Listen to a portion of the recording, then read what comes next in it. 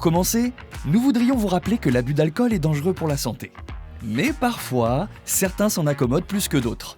Nous partons en 1954 pour assister à une demi-finale d'anthologie entre l'Américain Arthur Larsen et le Français Georges Degnaud. Arrêtons-nous sur la personnalité du joueur américain qui vaut son pesant d'alcool et de tabac. Ce Californien qui participa au débarquement en Normandie fut le seul rescapé de sa section. Il se met ensuite au tennis, mais reste très marqué par la mort.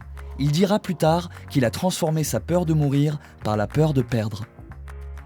Très souvent comparé à James Dean, il avait tout du rebelle. Ce personnage bohème et étrange était un amoureux de la fête. Pour ce Roland-Garros 1954, il arrive à se hisser jusqu'à la demi-finale. Il va être opposé à Georges Degnaud, un des meilleurs Français de l'époque. Si ce dernier est d'une grande rigueur pour sa préparation, l'Américain, lui, ne s'entraîne pas et la veille du match, il passe la soirée à Pigalle. Personne n'a pu dire à quelle heure il rentra chez lui. Seul indice pour Georges Degnaud, des amis lui ont dit qu'ils avaient vu l'Américain à 5h du matin, complètement ivre, et que le match allait être facile pour lui. Le tennisman fêtard arrive donc les traits tirés sur le terrain.